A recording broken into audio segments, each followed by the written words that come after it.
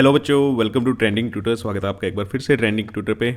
I hope आप सबका science का एग्ज़ाम बहुत अच्छा गया होगा। ठीक है, बहुत बच्चे ऑफलाइन जो हैं वो हमारे बता रहे हैं कि प्रैक्टिस सेशन से ही सारे के सारे क्वेश्चंस आए हैं।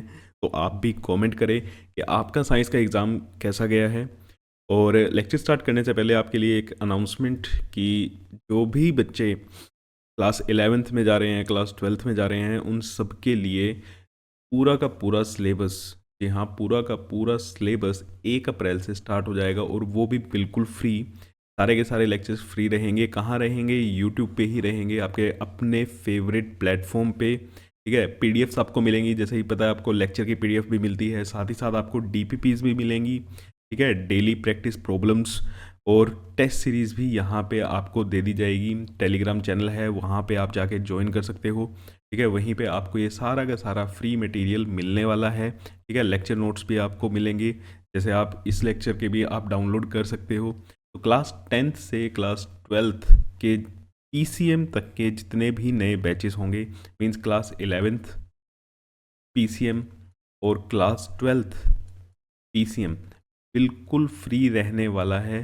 ठीक है, और क्लास 10th तो साइंस एंड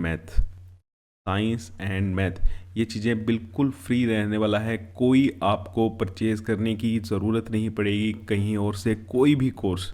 और आप जाके चेक भी कर सकते हो, जितने भी हमारे क्लास 10th के अभी हमने लास्ट ईयर लेट स्टार्ट किया था, तो क्लास 10th हमारी कंप्लीट पड़ी हुई है।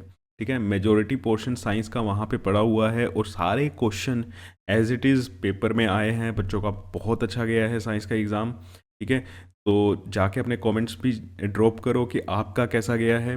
और 11th-12th में अगर आप पीसीएम के लिए ऑप्ट कर रहे हो तो इस चैनल को मतलब भूलना मत। इस चैनल को आपको पूरा कंटेंट फ्री मिलने वाला है, जो आपको दूसरे पेड बैचेस में मिलता है जिन कंपनीज के। वो सारा का सारा कंटेंट आपको यहाँ पे 1 अप्रैल से हमारी क्लासेस स्टार्ट हो जाएंगी। ठीक है, क्लास 10th क्लास 12th दोनों ही, और क्लास 11th को ही हम स्टार्ट करेंगे 1 अप्रैल, या 4 अप्रैल से क्लास 11th भी स्टार्ट हो जाएगी। तो भूलना मत, चैनल को सब्सक्राइब कर लो और जो भी आपके दोस्त हैं उनके साथ ये चैनल शेयर कर दो। ठीक है, तो चलो, थैंक यू। अब हम लेक्चर स्टार्ट करते हैं। आज का हमारा लेक्चर क्या रहने वाला है? मैथ्स का सैम्पल पेपर हम सोल्व कर रहे हैं। ठीक है, आई नो आपका एसएसटी का एग्ज़ाम है अभी, लेकिन सारा दिन तो आप एसएसटी भी नहीं पढ़ सकते। कुछ बच्चे ऐसे भी हैं जिनका मैथ्स थोड़ा वीक है, तो वो चाहते हैं कि हम 1 घंटा मैथ्स के लिए भी निकाल लें, तो हमारा मैथ का एग्ज़ाम भी अच्छा हो जाएगा। क्योंकि दिक्कत ये है, मैथ के एग्ज़ाम में छुट्टियाँ भी बहुत हैं, तो आप लेज़ी भी हो जाओगे, है ना। तो वहाँ पे जब ज़्यादा छुट्टियाँ आ जाती हैं, तब भी आपका पेपर ख़राब होने के चांसेस काफ़ी ज़्यादा रहते हैं। तो मैं कहूँगा 1 घंटा आप निकालो और चैनल पे बनो, और मैथ्स को अच्छे से स्कोर करना। 100 आउट ऑफ 100 आपके आने चाहिए। ठीक है, चलो, पहला क्वेश्चन है 7 × 11 × 13 + 13 इज एन, क्या है ये? ओड नंबर है, स्क्वेयर है, प्राइम नंबर है? अब बहुत से बच्चे देख के ये पहचान भी गए होंगे। ये क्वेश्चन काफ़ी बार हम रिपीटेड करते हैं। कि चलो, यहाँ से हम 13 कॉमन लेते हैं। 7 × 11 + 1, तो 13 तो अंदर क्या बन गया? 78। अब ये कोई ऐसा नंबर है जिसके 2 फैक्टर हैं? ठीक है, 2 से ज़्यादा, एक भी इसका फैक्टर होगा। अगर 2 से ज़्यादा फैक्टर आ रहे हैं, 2 से ज़्यादा फैक्टर्स आ रहे हैं, ऐसे नंबर्स क्या होते हैं? हमारे कंपोजिट नंबर। ऐसे नंबर क्या होते हैं? हमारे कंपोजिट नंबर। ठीक है, चलो, next question. The graph of P X is in the figure is given below. For some polynomial P X find the number of zeros of the P X. तो graph से हमें zeros check करनी है। Graph से zeros कैसे check की जाती हैं? ग्राफ जहाँ पे एक्स एक्सिस को कट करता है, ठीक है, जितने पॉइंट्स पे ग्राफ एक्स एक्सिस को कट करता है, उतनी यहाँ पे क्या होती हैं? ज़ीरोज़ होती हैं। तो यहाँ पे ये जो ग्राफ है, ये वाई एक्सिस को कट कर रहा है, एक्स एक्सिस को तो कट ही नहीं कर रहा। तो एक्स एक्सिस को कट नहीं कर रहा, तो एक भी ज़ीरो नहीं है। ठीक है, तो आंसर क्या आएगा? Zero. As graph does not cut x-axis at any point। किसी भी पॉइंट पे x एक्सिस को तो ग्राफ कट ही नहीं कर रहा है, इसीलिए कोई भी ज़ीरो नहीं होगी।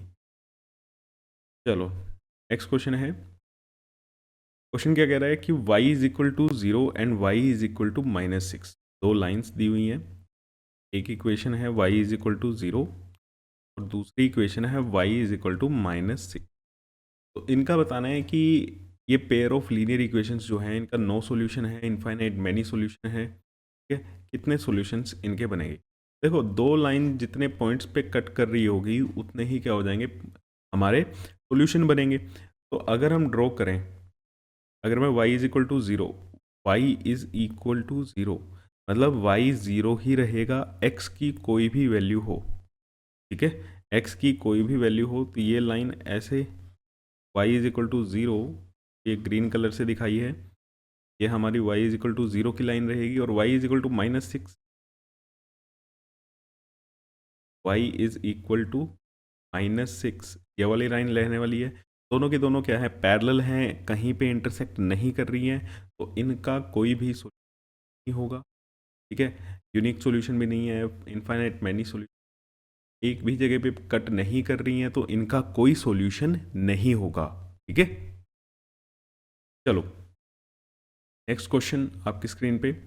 The equation x² - 8x + k has real and distinct root. अब रियल और डिस्टिंक्ट रूट निकालने हैं, रियल एंड डिस्टिंक्ट। तो इसके लिए कंडीशन क्या होती थी कि d क्या होना चाहिए, ग्रेटर देन 0 होना चाहिए, ठीक है। डिटर्मिनेंट ग्रेटर देन 0 होना चाहिए। तो डिटर्मिनेंट कैसे निकालते हैं, b² - 4ac भी ग्रेटर देन 0। तो b की वैल्यू क्या है यहाँ पे, -8 का स्क्वायर -4, a की वैल्यू 1, c की वैल्यू k। ये हमारा 0 से बड़ा आना चाहिए। 64 - 4k भी ग्रेटर देन 0, तो 64 ग्रेटर देन 4k, तो 16 greater than k means k is less than 6। k क्या होना चाहिए, 16 से कम होना चाहिए। और यहाँ पे कौन सा ऑप्शन लग रहा है, हमारा ऑप्शन नंबर डी, ठीक है। रियल एंड डिस्टिंक्ट रूट की सिंपल सिंपल क्वेश्चन है। Next, if S N denotes, ये एस एन कर लेना इसको, if S N denotes the sum of N terms of A P.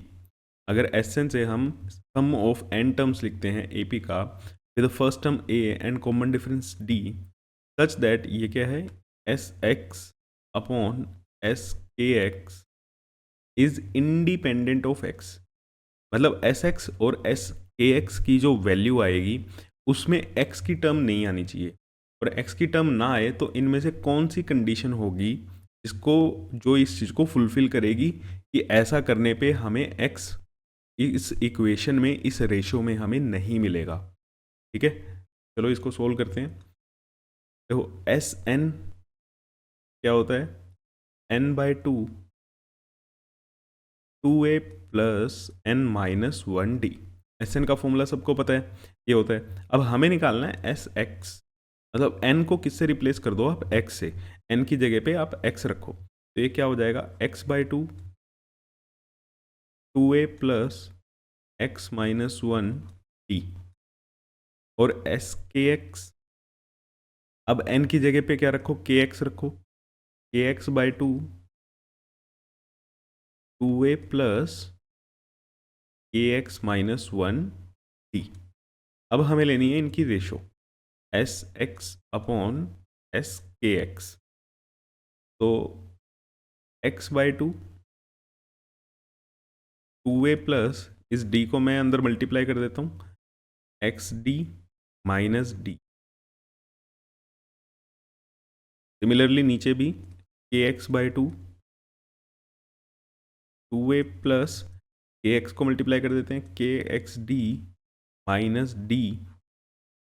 तो यहाँ से x/2 कैंसिल, और क्या बचा ऊपर, 2a माइनस डी एक साथ लिख लेते हैं, 2a माइनस डी, और x वाली टर्म हम एक साथ लिख लेते हैं xd अपॉन यहाँ पे k into 2a minus D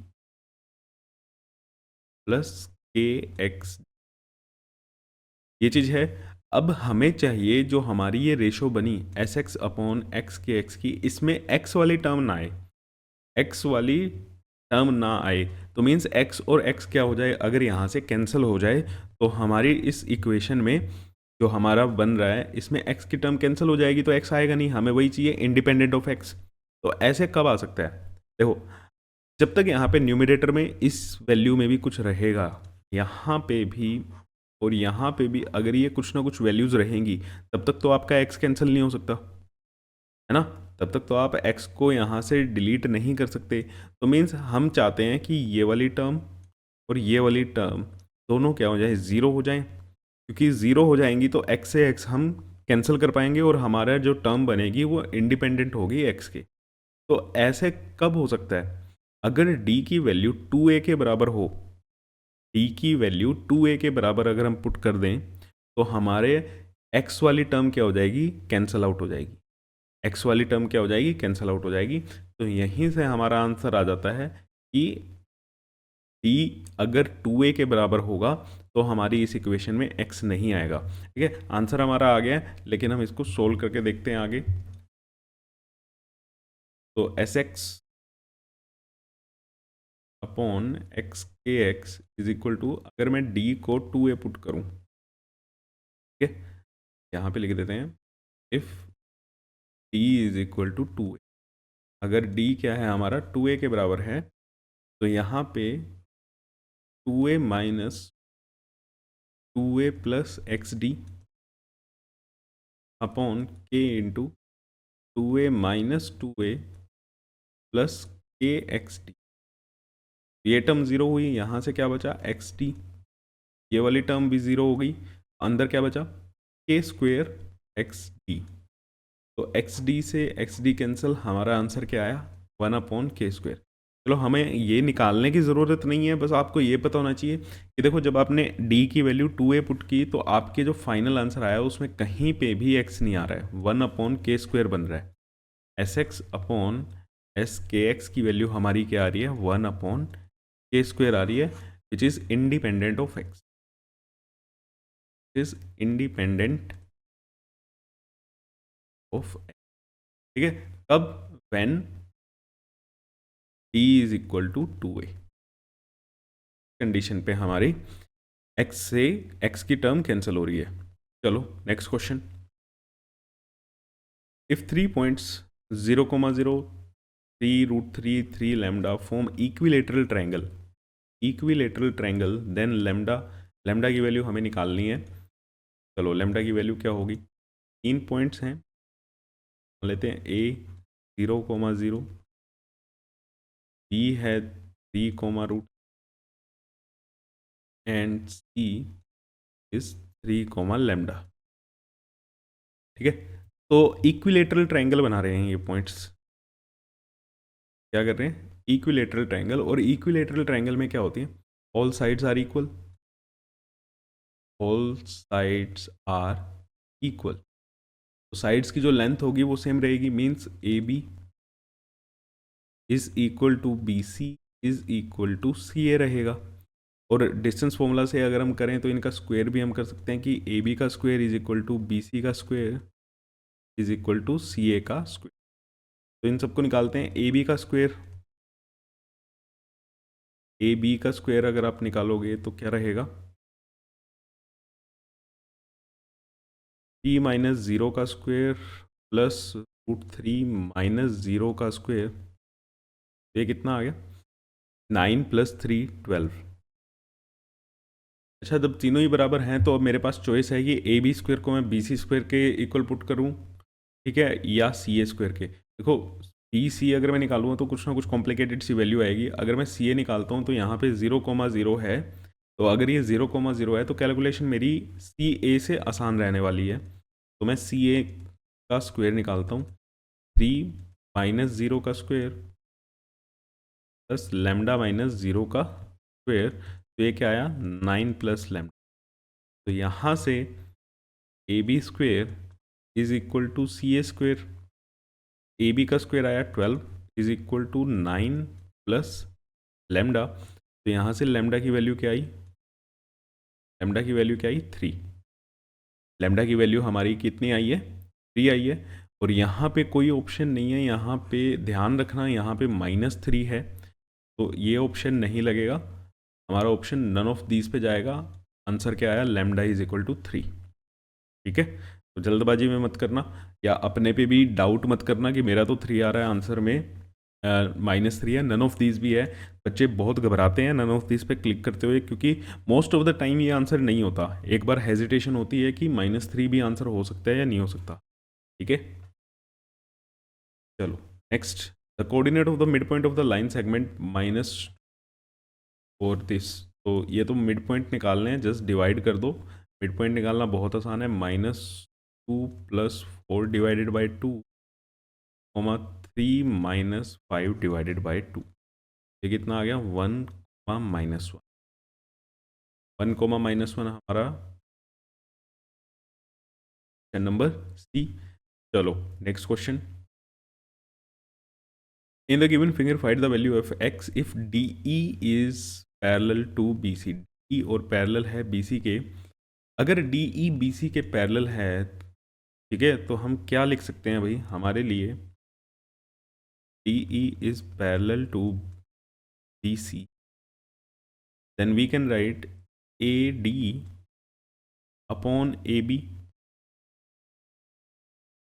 AD upon AB कर लो, या AD अपॉन DB कर लेते हैं। ठीक है, is equal to AE upon E, cross multiply होगा, वैल्यूज डालें। AD की वैल्यू x+3, ये 3x + 19 is equal to AE x, और ये 3x + 4। तो इसको मैं यहाँ से शिफ्ट कर देता हूँ थोड़ा सा,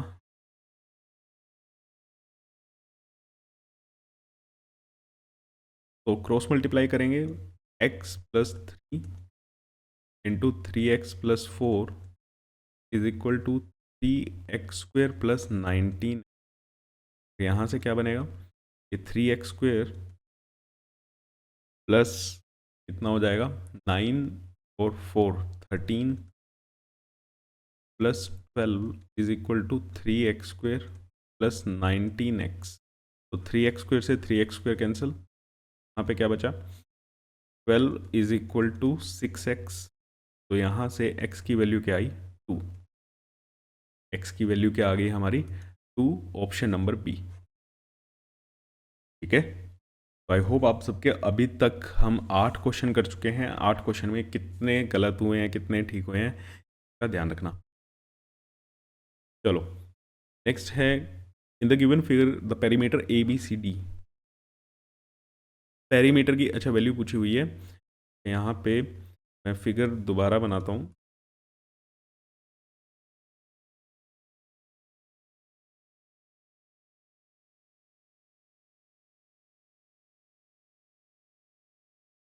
हमारे पास ये वैल्यू दी हुई है 6,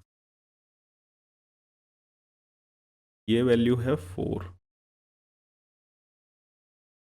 यहाँ से ये वैल्यू है 7, और ये वाली वैल्यू है 5। मीनिंग ए, मतलब आधी आधी वैल्यू दी हुई है और वैल्यू नहीं है।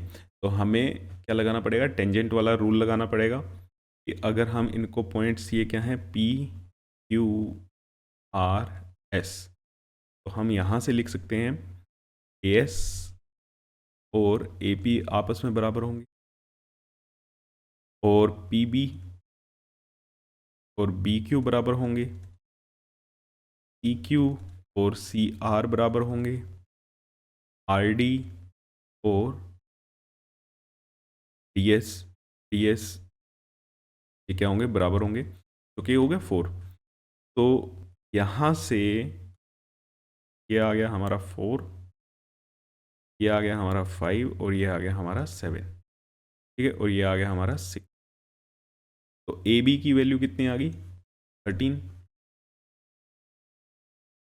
AB आया 13, BC 12, CD 9, और AD कितना आ गया, 10। पेरीमीटर निकालने के लिए इन सबको ऐड कर दो, 13 + 12 + 9 + 10, तो ये कितना हो गया, 21, 31, 44, 44 ऑप्शन में है, ऑप्शन नंबर ए। तो ये भी हमारा क्या हो गया, ठीक हो गया। चलो ये इजी क्वेश्चन था बहुत। Next, quadrilateral ABCD is circumscribed to a circle A B B C C D की वैल्यू दी हुई है, find the length of A D. ठीक है, तो एक बार डायग्राम बना लेते हैं।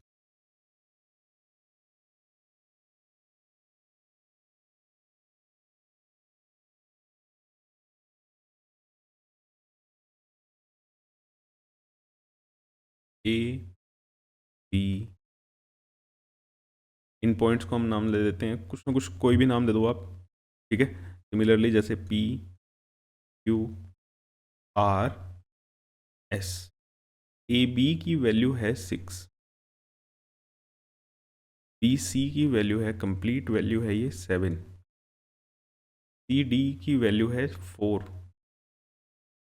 देखो उल्टा सही क्वेश्चन है, हमें ए डी निकालनी है ना। पिछले वाले से एग्जैक्ट क्या है, उल्टा है।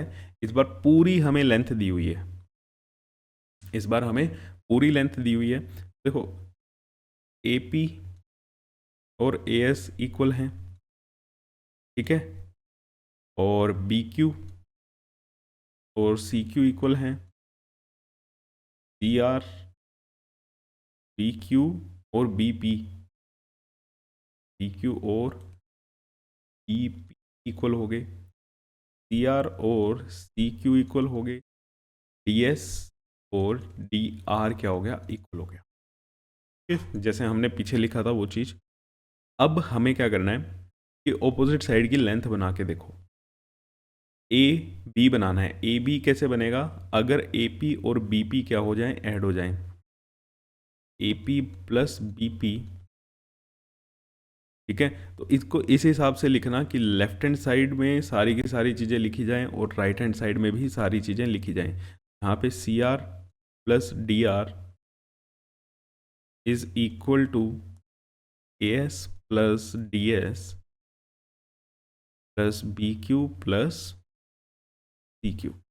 ए पी प्लस बी पी क्या बनेगा, A B. C R plus D R क्या बनेगा, C D. A S plus D S क्या बनेगा, A D.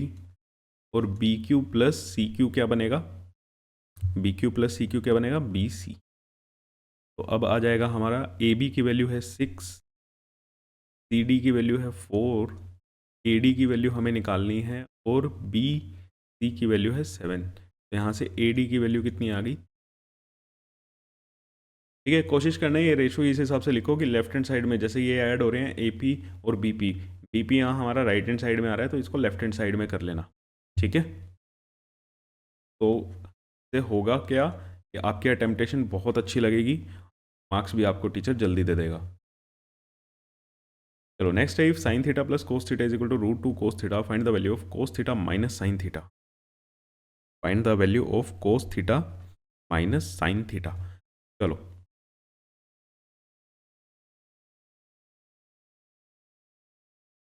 Sign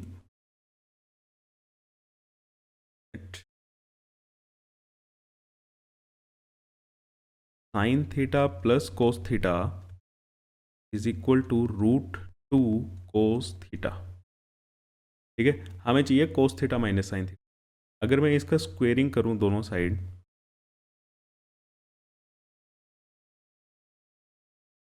squaring both sides, हमारा क्या बनेगा, sine theta plus cos theta का होल स्क्वेयर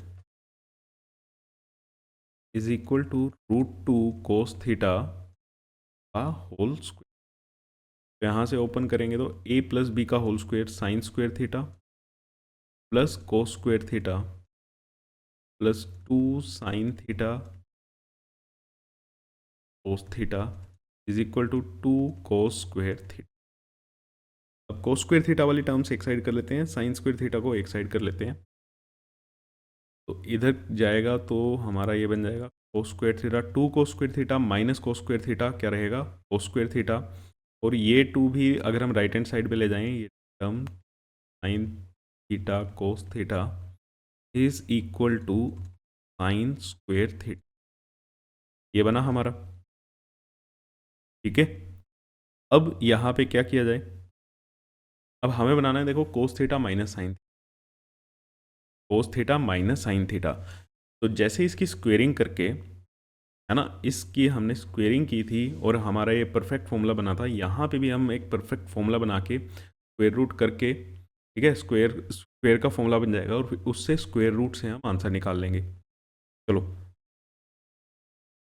तो हमारे पास अभी क्या आया है, cos square theta minus sine theta cos theta is equal to sine square theta. अगर मैं यहाँ पे दोनों side sine square theta add कर दूँ तो यहाँ पे मेरा एक फॉर्मूला बन जाएगा a माइनस बी का होल स्क्वायर, है ना। तो add sine square theta both side, तो cos square theta minus 2 sine theta cos theta plus sine square theta is equal to, यहाँ पे 2 साइन स्क्वेयर थीटा, तो a, और ये देखो इसको कैसे लिख रहे हैं हम, cos square theta plus sine square theta minus sine theta cos theta equal to 2 sine square theta. तो ये हमारा क्या बना, a माइनस बी का whole square cos theta minus sine theta का whole square is equal to 2 sine square theta.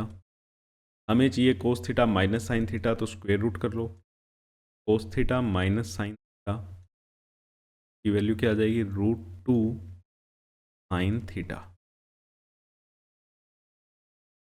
यही हमें चाहिए थी, तो हमारा ऑप्शन क्या आएगा यहाँ पे, √2 साइन थीटा ऑप्शन, ठीक है। चलो नेक्स्ट क्वेश्चन, नेक्स्ट क्वेश्चन फिर से ट्रिग्नोमेट्री का है। इफ tan थीटा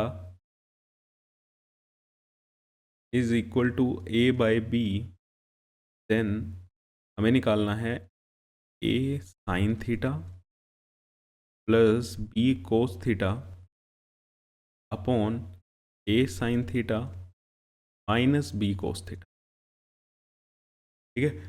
तो अब हम इसी को क्या करते हैं, इस टर्म को हम tan थीटा में कन्वर्ट कर लेते हैं और फिर tan थीटा की वैल्यू डाल देंगे, क्योंकि सारे के सारे ऑप्शंस जो हैं वो a और b की टर्म्स में हैं। तो divide numerator and denominator by cos theta, cos theta से डिवाइड कर देते हैं, tan थीटा हमारा बन जाएगा a sine theta by cos theta plus b cos theta divided by cos theta, यहाँ से a sine theta divided by cos theta minus b cos theta divided by cos theta. तो यहाँ से हमारा क्या बना, a tan theta plus b upon a tan theta minus b। और फिर से नेक्स्ट पेज पे लिख लेते हैं, a tan theta plus b upon a tan theta minus b, और tan थीटा की वैल्यू दी हुई है a बाय b, तो वो वैल्यू हमने डाल दी यहाँ पे a by B minus B. तो यहाँ से ऊपर से क्या बन जाएगा, A square plus B square divided by B, LCM लेके ऊपर भी एलसीएम ले लिया और नीचे भी एलसीएम ले लिया, A square minus B square divided by B, B से बी कैंसिल, हमारा क्या बनाइए, A square plus B square on A square minus B square, ठीक है। तो ऐसा ऑप्शन कौन सा है, A square plus B square, ये option number D, A square plus B square upon A square minus B square. लो next question, an observer 1.5 meter tall is 28.5 meter away from a tower and the angle of elevation of a top of a tower from the eye of the observer is 45 degree, the height of the tower is, तो height निकालनी है, easy question है, ठीक है, MCQ. तो 1.5 metre toll कोई observer है, ठीक है, वो आँख के यहाँ पे जो एंगल बन रहा है 45 डिग्री का, 45 डिग्री का एंगल देख के तो वैसे ही खुश हो जाते हो। ये ए बी सी, ये पॉइंट हम ले लेते हैं, और ये यहाँ से 28.5 मीटर दूर खड़ा हुआ है, और इसकी अपनी हाइट है 1.5।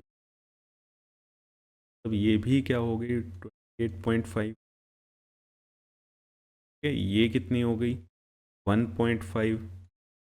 हमें ये पता चल जाए हाइट ऑफ टावर क्या आएगी हमारी, ए सी प्लस बी सी की वैल्यू है, ये हमारे चाहिए यहाँ पे क्या आएगा 1.5।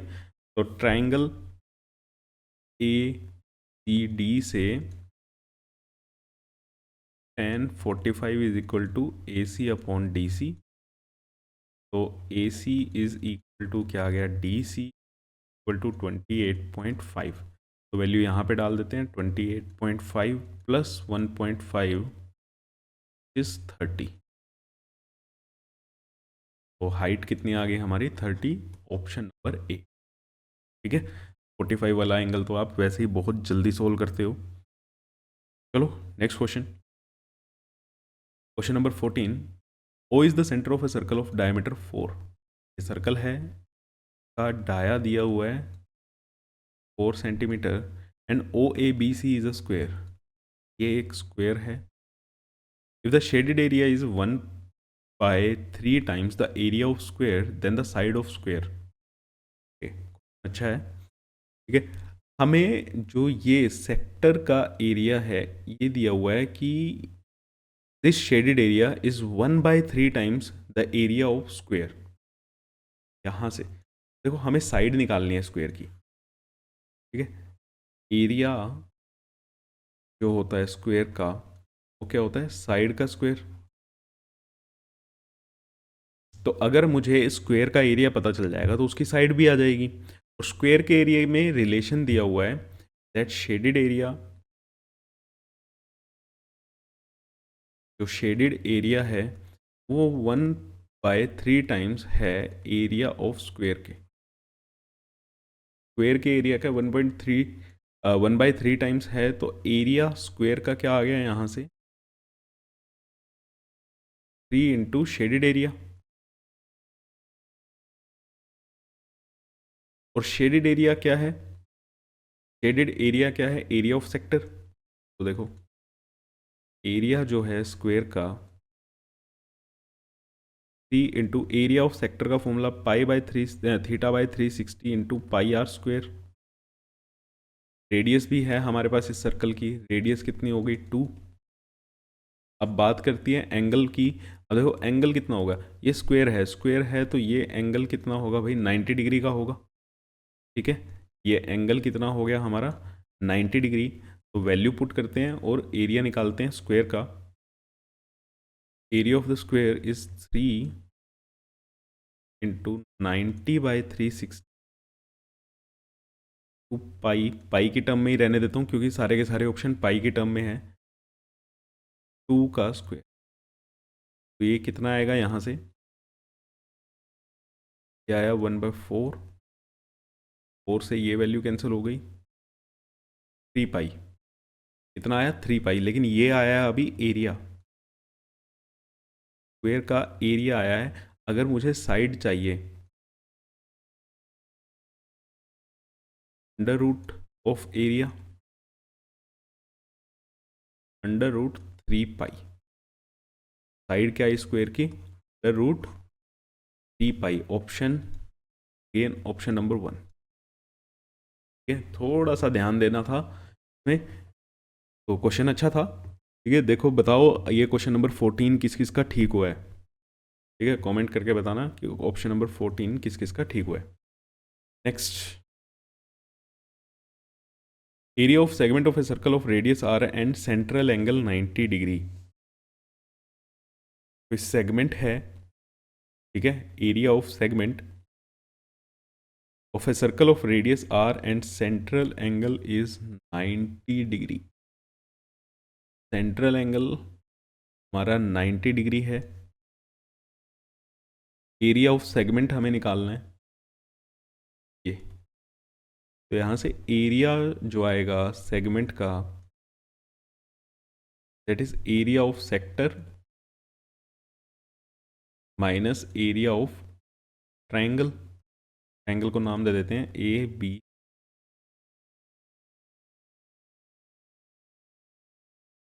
सेक्टर का area theta by 360 into pi are square. Area of triangle, अब देखो ये रेडियस है, ये भी रेडियस है, और ये 90 डिग्री है, तो मतलब ये राइट एंगल ट्रायंगल हुआ। देखो ये यहाँ पे 90 डिग्री है, 90 डिग्री के इधर इधर ये आर हो गए, तो इसका एरिया क्या आ जाएगा, half r into r, which is half into r square, 1/2 into r square. Theta की वैल्यू है 90 by 360 into pi are square minus half into r square, तो pi are square by 4 minus half r square. Pi are square by 4 minus half r square, तो option है हमारा यहाँ पे B. ठीक है, बच्चों को सिर्फ इसमें डाउट आ सकता था कि एरिया ऑफ ट्रायंगल कैसे निकाले, राइट एंगल ट्रायंगल है बेटा। ठीक है, अगर फिगर में कन्फ्यूजन होती है तो अलग से उसको बना लेते हैं। Next question number 16, in the given figure J K L M is a square. ये पूरा जो है वो स्क्वेयर है जिसकी साइड दी हुई है 6। ये साइड है हमारी 6 centimetre. Point A and B are the mid point of the side. Point A और बी मिड पॉइंट है, तो मतलब ये भी 3 हुआ, ये 3 हुआ, ये भी 3, और ये भी। If the point is selected at a random from the interior of the square. अब इसमें से कहीं से भी एक पॉइंट हमने उठा लिया।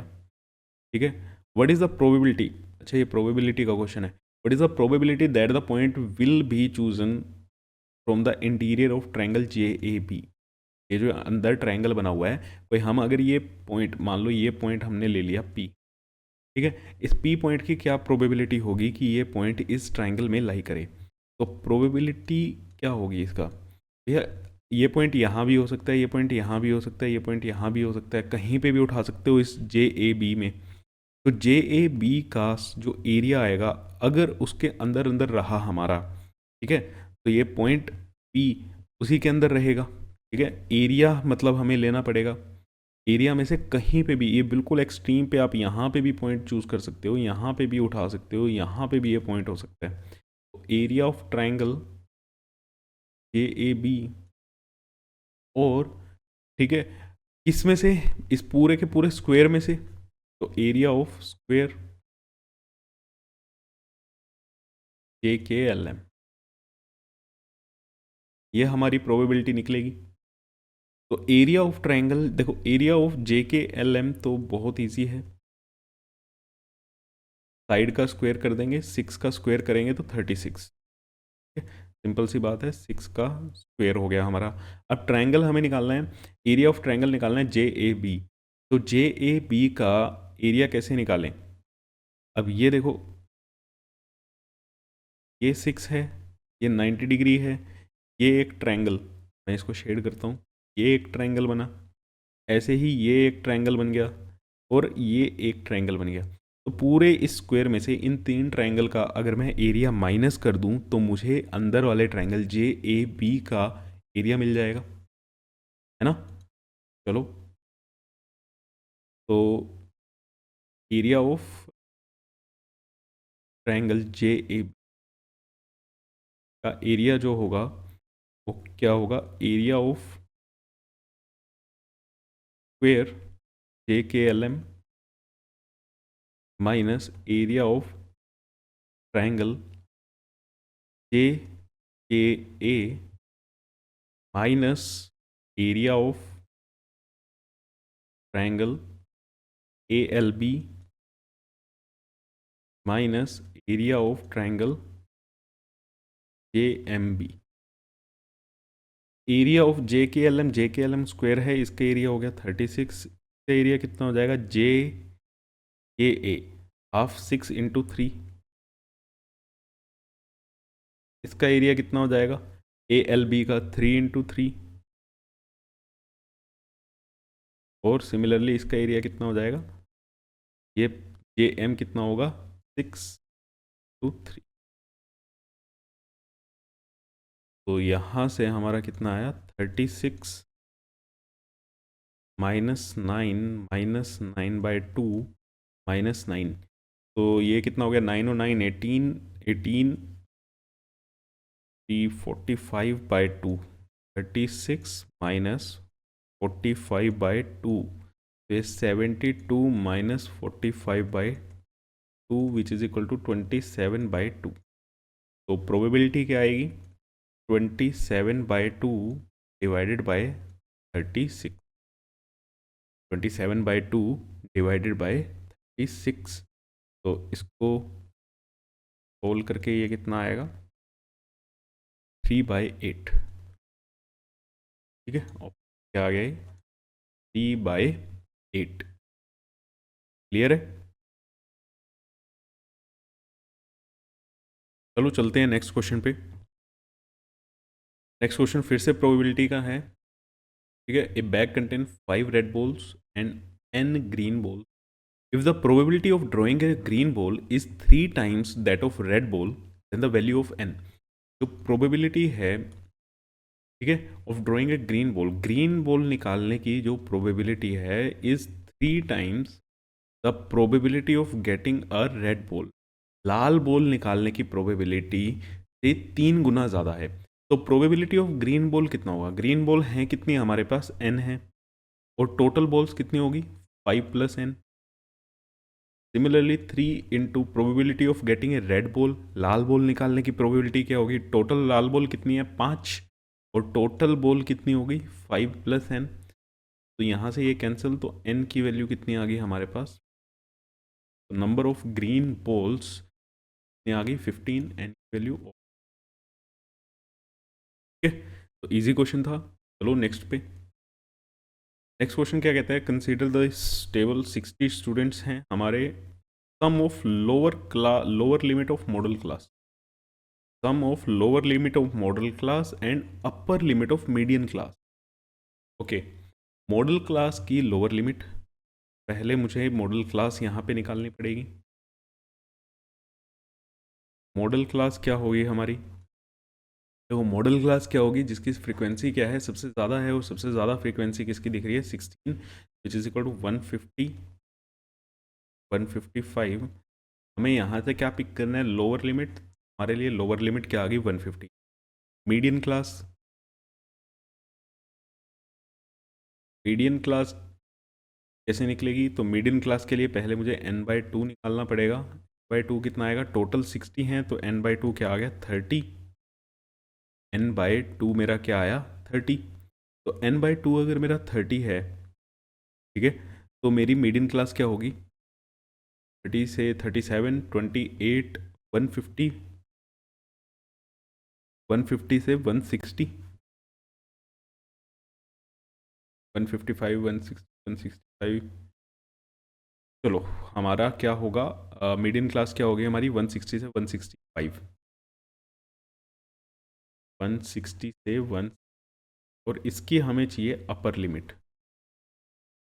ये हमें क्या चाहिए, अपर लिमिट। तो upper limit plus lower limit means 150 + 165 is equal to 315। Option number B. ठीक है, ये भी बहुत इजी क्वेश्चन था। चलो next, assertion reasoning. The given figure represent a hemisphere surmounted by a conical block of wood. Diameter of the base is 6 centimeter each and slant height of the cone is 5 centimeter. The volume of the solid is 196 centimeter cube. And the volume, reason क्या कहता है, the volume of hemisphere is given by 2/3 pi r cube. Reason तो ठीक है, volume जो हमारी होती है हेमिस्फेयर की वो यही होती है, लेकिन अभी इस वॉल्यूम से हमें ये तो ठीक है, रीज़न तो ठीक है, लेकिन असर्शन चेक करना पड़ेगा कि क्या असर्शन की वैल्यू यही आ रही है या नहीं आ रही है ना, असर्शन की वैल्यू यही आ रही है या नहीं। तो इसको आप चेक करके मुझे बताओ। तो given figure represent the hemisphere, hemisphere है surmounted by a conical block of wood. देखो इसमें अगर आ जाता है तो ठीक होगा, नहीं तो नहीं। ये आपके लिए क्या हो गया, होमवर्क हो गया, थोड़ा सा कैलकुलेशन है, ठीक है, इसमें आप करो calculation. Next, the sum of first 10 terms of AP, 10 terms of AP is this 27.5। Reason क्या कह रहा है, the sum of n terms of AP is given by this. देखो रीजन ठीक है, असर्शन में फिर से कैलकुलेशन करनी पड़ेगी। चलो ये वाली कैलकुलेशन मैं कर देता हूँ। देखो वहाँ पे मैंने आपको कैलकुलेशन इसलिए करने को कहा क्योंकि बच्चे रेडियस में और मतलब इसमें ना आप कैलकुलेशन मिस्टेक बहुत ज़्यादा करते हो। हमारे एक्सपीरियंस से हम बता सकते हैं कि यहाँ पे बच्चों की छोटी छोटी सिली मिस्टेक्स होती है। तो सैम्पल पेपर लगाने का मतलब यही है कि आपकी सिली मिस्टेक्स ना हो या कम से कम करो आप। आपके साइंस के एग्ज़ाम में भी आपका एक दो क्वेश्चन ऐसा हो गया होगा कि आपकी सिली मिस्टेक के कारण गलत हो गया होगा, है ना। तो चलो, या जल्दबाजी आपने कर दी होगी, उस चक्कर में भी क्या हो जाता है, गलत हो जाता है। Sum of first 10 terms S10 is equal to 10/2, 2 into A की वैल्यू क्या आ गई हमारी -0.5 प्लस n-1, n-1 आ गया 9 इंटू डी क्या आएगा -1.0 माइनस 0.5, क्या आ गया यहाँ से क्लियरली -0.5। अब ये क्वेश्चन भी मुझे आप ही को देना चाहिए। क्वेश्चन अच्छा है क्योंकि इसमें माइनस साइन की मिस्टेक होगी, ठीक है। कैलकुलेशन नहीं है, इजी है, बात बिल्कुल ठीक है आपकी, लेकिन यहाँ पे जो मिस्टेक होगी बेटा वो किसकी होगी, माइनस साइन की मिस्टेक हो जाएगी। माइनस में गए 4 तो 5 माइनस माइनस प्लस 5.5, 25 और ये 27.5 तो आ रहा है, लेकिन ये हमारा माइनस में आ रहा है। ठीक है, ये हमारा किस में आ रहा है, माइनस में आ रहा है। और देखो माइनस में ही आएगा आंसर, यहाँ पे आंसर पॉजिटिव दिया हुआ है तो ए इज़ फॉल्स। ध्यान रखना, साइन का ध्यान रखना, ए इज़ फॉल्स। माइनस में 27.5 आएगा आप इनको अगर सम करते हो। आर इज़ ट्रू, आर,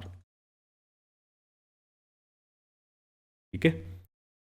चलो next question, find the least number in which 12, 16, 24 leaves remainder 7 in each case. मतलब 12 को डिवाइड कर रहे हो, ठीक है, यहाँ से भी रिमाइंडर 7 आ रहा है, यहाँ से भी रिमाइंडर 7 आ रहा है, यहाँ रिमाइंडर क्या आ रहा है, 7 आ रहा है। ये केस में आपको सिंपल सा पता है कि अगर हमारा रिमाइंडर 7 आ रहा है, मतलब रिमाइंडर हमारा कुछ भी आ रहा हो, तो हम नंबर कैसे लिखते हैं, एलसीएम लेंगे तीनों का, 12, 16, 24, लीस्ट नंबर चाहिए, प्लस 7, जितना भी रिमाइंडर होगा वो हम क्या कर देंगे, ऐड कर देंगे इनके एलसीएम में। तो इनका एलसीएम क्या आएगा, 12, 16 और 24 का 48 प्लस 7 इज इक्वल टू 55, ठीक है। 55 हमारा क्या हो जाएगा, आंसर हो जाएगा। सॉरी, रात के ना 2 बजे हुए हैं अभी, तो उस टाइम पे वीडियो रिकॉर्ड हो रही है, थोड़ा नींद भी आ रही है, ध्यान रखना अगर मैं कोई गलती कर दूँ तो।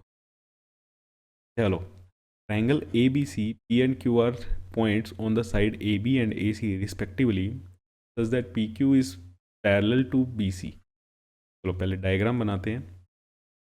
डायग्राम बना के चीज़ें हमारे लिए क्या हो जाती हैं, आसान हो जाती हैं। ट्राइंगल ABC,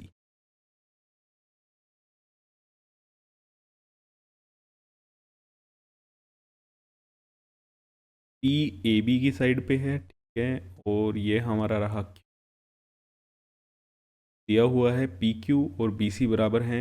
AP की वैल्यू है 4, PB की वैल्यू है 6, PQ की वैल्यू है 3। अच्छा, Q की वैल्यू है 3, हमें BC चाहिए, ठीक है, BC की हमें वैल्यू चाहिए। तो यहाँ पे अब हम कैसे सोल्व करेंगे इसको, ठीक है। गिवन है हमारे पास PQ और BC क्या हैं, एक दूसरे के पैरेलल हैं, और PQ और BC तो चलो हम पैरेलल कर लेंगे, लेकिन वहाँ से हमें ना तो AQ का पता ना ही QC का पता, ठीक है। तो इस केस में हम क्या लगाएंगे, सिमिलैरिटी। तो triangle APQ and triangle ABC, इनमें हम क्या लगा देते हैं, ए पी क्यू में मुझे दो साइड पता है और ए बी सी में मुझे एक साइड पता है, दूसरी साइड निकालनी है, तो हम सिमिलैरिटी लगा देते हैं। एंगल ए, एंगल ए ये सेम हो जाएगा क्योंकि ये कॉमन है। और क्या चीज़ सेम होगी? एंगल ए पी क्यू, ये वाला एंगल और ये वाला एंगल क्या होगा? सेम होगा, क्योंकि ये दो लाइंस क्या हैं? पैरेलल हैं, तो ये कॉरस्पॉन्डिंग एंगल हमारे बनेंगे। Angle A P Q is equal to angle A B C.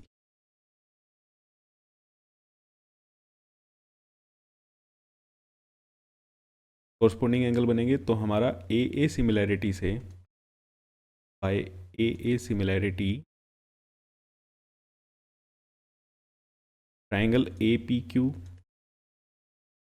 Similar to triangle A B C. तो by C P S T, C P S T से हम क्या लिख सकते हैं? A P upon A B is equal to P Q upon B C. Sides जो है उनकी रेशो, तो 4/10 इक्वल टू पी क्यू कितना है? 3/BC। तो यहाँ से हमारी बी सी की वैल्यू क्या आ गई? 30/4, 30/4 mean 7.5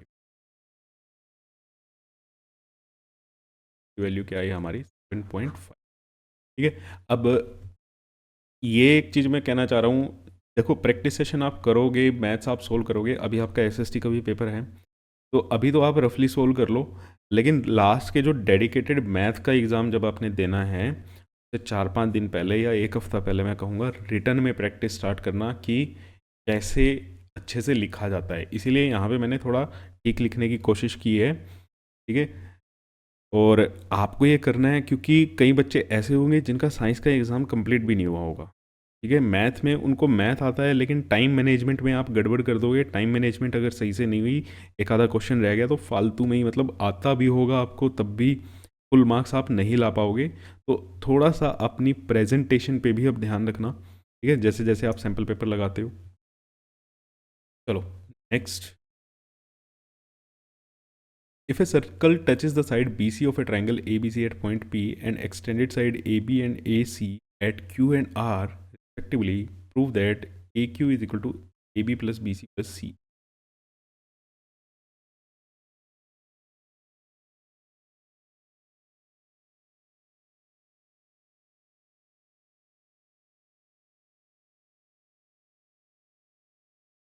A, B, E, A, Q, ये हमारा हो गया। तो हमें देखो क्या दिया हुआ है, हमें प्रूव करना है ए बी ए क्यू जो है हाफ ऑफ, अब ये देखो A B B C C A B plus B C plus C A क्या हो गया? पेरीमीटर। ठीक है, ये क्वेश्चन ऐसे भी आ जाता है, हाफ ऑफ पेरीमीटर, ये पहले किया भी होगा, है ना। तो पेरीमीटर हमें पता है, हम इसको पेरीमीटर से ही स्टार्ट करते हैं ये question. A B plus B C plus C A. अब ए बी को मैं कैसे लिख सकता हूँ? ए बी, चलो ए बी को तो ऐसे ही लिखे रहने देते हैं, क्योंकि यहाँ से हम ए क्यू बन जाएगा हमारा। बी सी को मैं कैसे लिख सकता हूँ? B P plus C P. C A को मैं कैसे लिख सकता हूँ? ए आर में से सी आर माइनस कर दें, ए आर माइनस, यहाँ से हमें ए क्यू बनाना है, क्योंकि इस साइड हमारा पेरीमीटर है और दूसरी साइड हमारा ए क्यू है, तो ए क्यू इधर हमें बनाना है, तो A B plus B Q आना चाहिए। तो बी पी और बी क्यू क्या होंगे? बराबर होंगे यहाँ पे। B P is equal to B Q, C P is equal to C R and A Q is equal to A R. जो एक्सटर्नल पॉइंट वाली प्रॉपर्टी है टेंजेंट की, वो हमने लगाई है यहाँ पे। तो बी पी की जगह मैं क्या लिख दूँ? बी क्यू, और A B plus B Q मेरा क्या बन जाएगा? A Q. ठीक है। सी पी को as it is, A R की जगह भी मैं क्या लिख सकता हूँ? A Q, minus C R की जगह मैं क्या लिख सकता हूँ? C P. यहाँ से सी पी से सी पी कैंसिल हो गया, A B plus B Q क्या बन गया, ए क्यू बन गया, plus A Q is equal to twice of A Q. और इधर क्या है हमारा पेरीमीटर, तो perimeter is equal to twice of A Q, यही हमें चाहिए था। ठीक है, या फिर आप सीधा सीधा ऐसे भी लिख लो, A Q is equal to half of perimeter.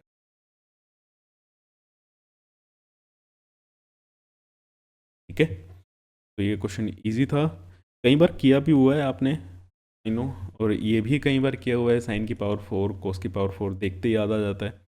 चलो एल एच एस जल्दी जल्दी करते हैं, साइन की पावर 4a माइनस कोस की पावर 4a। तो देखो हमें कि पावर 4 में हो तब तो हमें कोई रिलेशन पता ही नहीं है, हमें तो स्क्वेयर्स में पता है, तो हम इसको स्क्वेयर में कन्वर्ट करेंगे, साइन स्क्वेयर a का whole square minus cos square a का होल। तो A square minus B square का फॉर्मूला, अब देखो मैं स्टार्टिंग से ही बच्चों को कहता हूँ, जब भी हम ट्रिग्नोमेट्री करते हैं या जितना भी मैंने ट्रिग्नोमेट्री आपको कराया है, कि जब भी आप ट्रिग्नोमेट्री का क्वेश्चन करो तो साइड में आपके दिमाग के बैकएंड में क्या चल जाना चाहिए, अलजेब्रा चलना चाहिए। उस टाइम पे अलजेब्रा के फॉर्मूलेज आपको रिकॉल कर लेने हैं। जैसे ही आपके सामने ट्रिग्नोमेट्री आइडेंटिटी का कोई क्वेश्चन आता है, तो आप साथ ही साथ अलजेब्रा के क्वेश्चंस क्या करो, अलजेब्रा के फॉर्मूलेज लर्न करना स्टार्ट करो, अपने दिमाग में प्रोसेस करना उनको स्टार्ट करो, उस तरीके से देखना स्टार्ट करो। तो आपके ट्रिग्नोमेट्री क्या हो जाएगी, आइडेंटिटीज़ वाला जो चैप्टर है जिसमें सबसे ज़्यादा मुश्किल आती है बच्चों को, वो थोड़ा सा आसान हो जाएगा। A square minus B square, A plus B A minus B, sine square A plus cos square A plus B into A minus B, sine square A minus cos square ए। तो देखो पहला रिजल्ट तो यहाँ से हमारे पास आ गया, sine square A minus cos square ए। ठीक है, ये पहला रिजल्ट था, ये हमारे पास आ गया। अब इसी से ये दोनों रिजल्ट भी आपके पास आ जाएंगे, है ना, sine square A minus cos square ए, इन्हीं की ऑल्टर करके लिखा हुआ है। तो यहाँ पे sine square A minus 1 minus sine square ए, तो ये क्या आ गया यहाँ से 2 साइन स्क्वेयर ए माइनस 1। और अगर मैं इसको कोस में कन्वर्ट करना चाहें तो 1 minus cos square A minus cos square A equal to 1 minus 2 cos. तीनों जो हमारे डिज़ायर्ड रिजल्ट्स थे वो हमारे पास आ गए। ठीक है, तो जब भी ट्रिग्नोमेट्री के क्वेश्चन करो तो साथ ही साथ प्रोसेस करो कि आपका अलजेब्रा कैसे हो रहा है। चलो भाई, अब ये देखो, ये मेंस्ट्रुएशन वाला जितने भी आपकी यूनिट है ना मेंस्ट्रुएशन की, इसमें कैलकुलेशन ज़्यादा है, मैं कैलकुलेशन आपके ऊपर छोड़ूंगा। ठीक है, कैलकुलेशन आपने करनी है। चलो, find the area of the segment shown in the figure if the radius of the circle is 21 centimetre, angle A O B is 120, pi का यूज़ करना 22/। चलो पाई तो आपने यूज़ करना है, तो हम क्या करेंगे,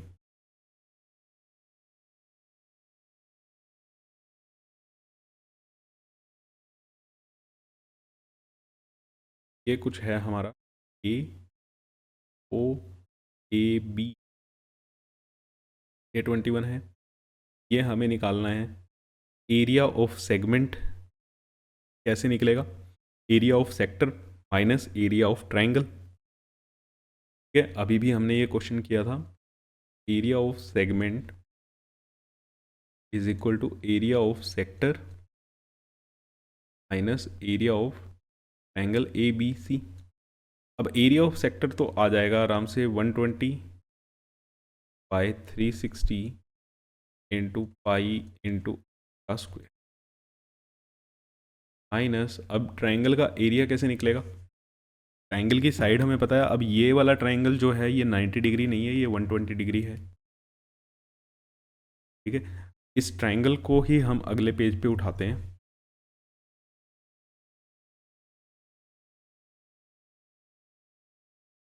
ये एंगल 120 डिग्री है, ये 21 है, ये 21 है। दोनों साइड अगर इक्वल हैं तो दो एंगल जो होंगे,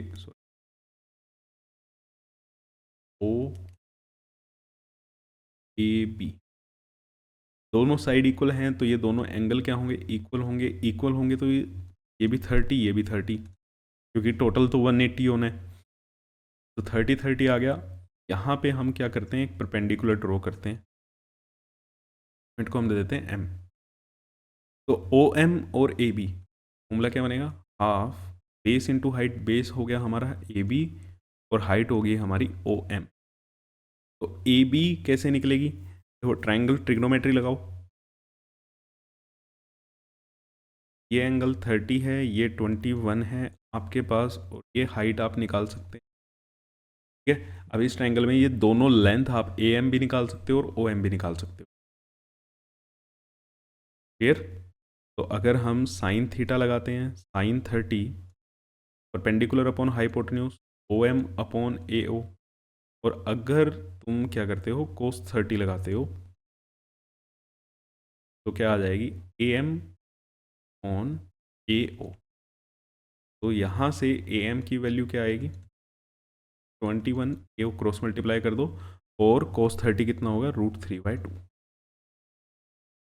ए एम अगर इतना है तो ए बी इसका डबल कर दो, डबल करोगे तो 21√3। यहाँ से ओ एम कितना आया आपके पास, 21 ऑन, और साइन 30 क्या हो गया, 1/2। तो वैल्यू यहाँ पे डालो 1/2। ए बी क्या हुआ 21, ओ एम क्या हुआ 21/2। तो ये आप क्या आया 441 3/4। ठीक है, एरिया आ गया। तो इसको पीछे जाके हम क्या कर देते हैं, कर देते हैं 441/4√3। ठीक है, इसको आपने कैलकुलेट करो, और ये काम आपका है कि इतने रात को नींद बहुत आ रही है और क्या हो जाएगा भाई, गड़बड़ हो जाएगी कैलकुलेशन में। आप कहोगे सर को कैलकुलेशन नहीं आती, और मैं तो कैलकुलेटर यूज़ कर लूँगा। आपका टाइम भी बचाना है ना, वीडियो लंबी हो जाएगी नहीं तो। चलो, Maya has two pieces of, one 36 inches wide and other piece is 24 inches wide. You want to cut both pieces into stripes of equal width that are wide as possible. ज़्यादा वाइडेस्ट चाहिए हमें, ठीक है। तो वाइडेस्ट अगर हमें चाहिए, maximum से मैक्सिमम विड्थ इसकी चाहिए, ठीक है, वाइडेस्ट पॉसिबल विड्थ तो हमारी होगी टिप। इन दोनों का क्या निकाल लो आप, HCF निकाल लो। 36 और 24 का जो हाईएस्ट कॉमन फैक्टर होगा वही उतनी ही बड़ी इक्वल स्ट्रिप्स काट सकते हो आप। ठीक है, क्योंकि हमें यहाँ पे इक्वल काटनी है। तो 12 इंचेस की क्या होनी चाहिए, आपकी स्ट्राइप्स चाहिए। क्लियर है, इसमें ज़्यादा नहीं था, सिर्फ यही पहचानना था कि इसमें HCF निकालना है या LCM, उसी में बच्चे कन्फ्यूज हो जाते हैं। चलो, alpha and beta are the zeros of a quadratic polynomial this, then find the quadratic polynomial whose zeros are 2a 2b। देखो, क्वाड्रेटिक पोलिनोमियल अगर हमें बनाना है और हमें जो, तो हमें पता है कि क्वाड्रेटिक पोलिनोमियल कैसे लिखा जाता है, x² minus sum of zeros into x, ठीक है, प्लस प्रोडक्ट ऑफ जीरोस।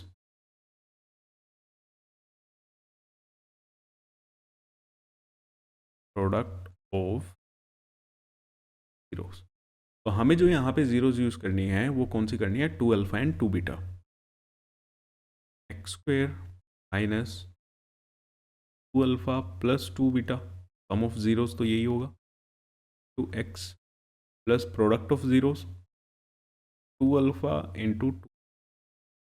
तो यहाँ से थोड़ा सा इस इक्वेशन को सिंप्लीफाई करें तो x² माइनस 2 कॉमन ले लें, alpha plus beta x, plus यहाँ से 4 अल्फा बीटा।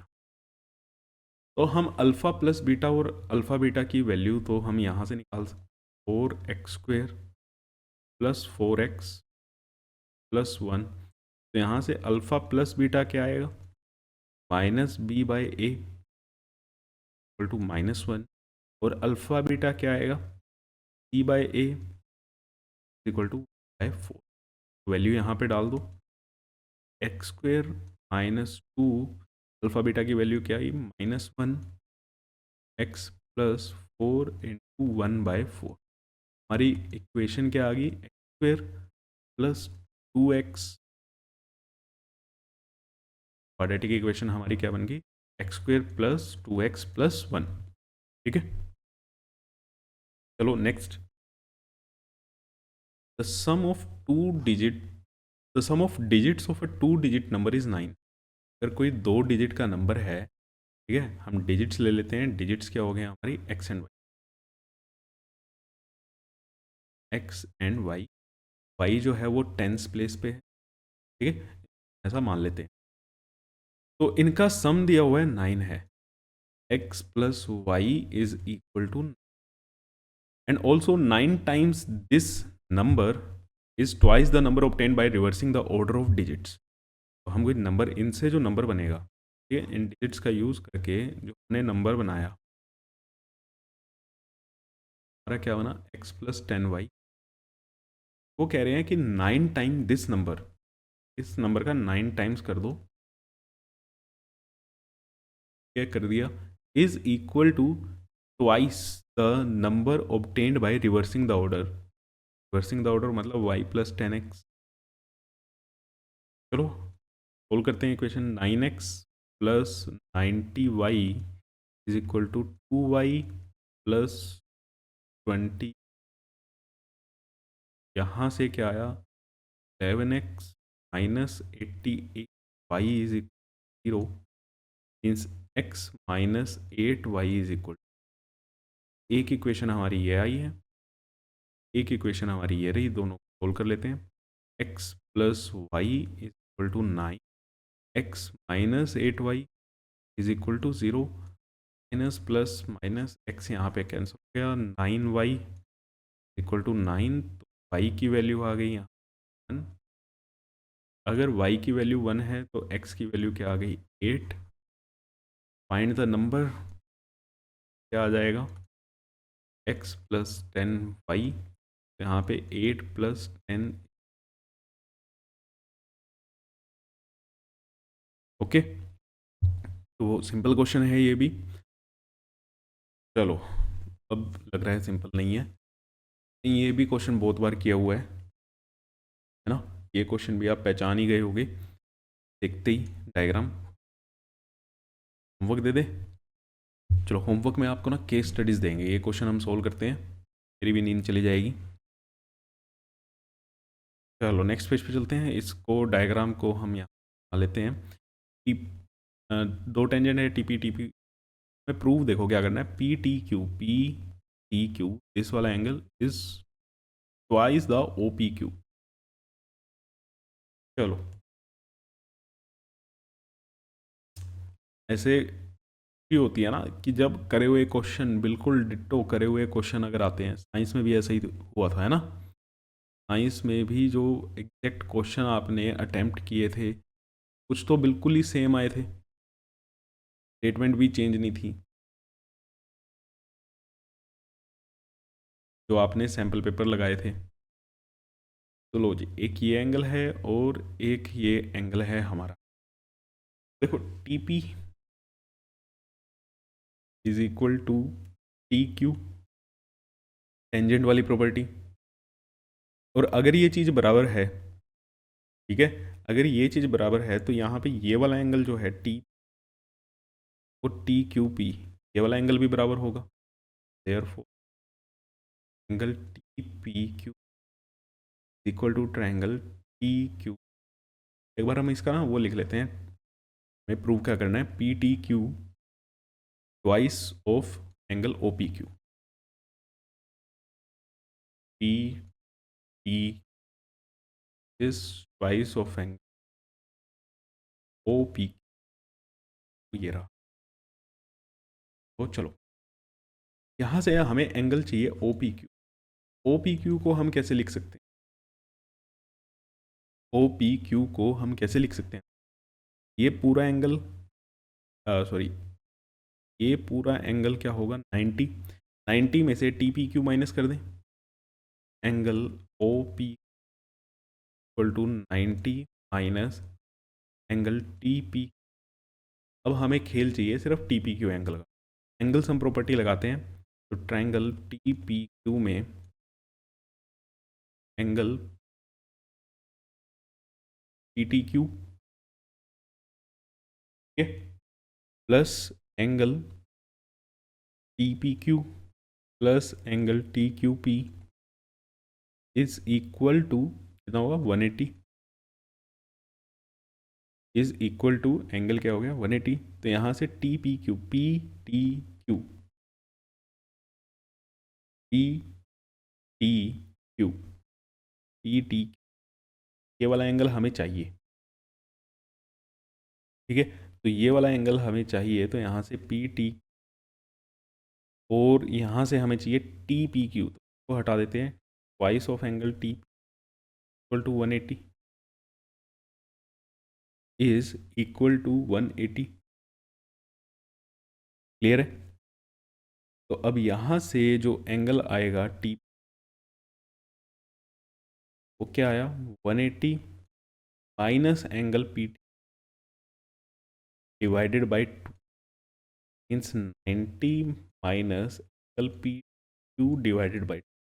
दिखने में थोड़ा सा ना ध्यान रखना, ये T P Q P T Q पता नहीं क्या क्या चल रहा है। तो 90 minus 90 plus angle P Q divided by 2 is equal to angle O P Q. यहाँ से आ गया twice of angle O P Q is equal to angle,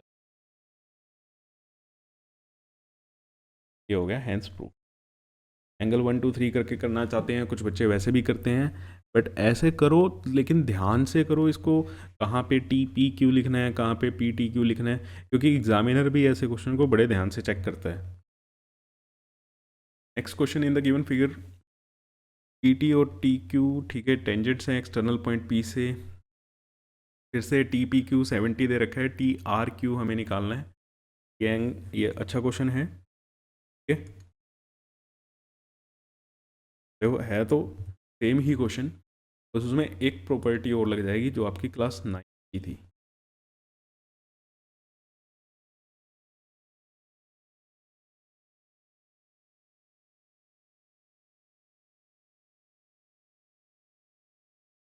ठीक है,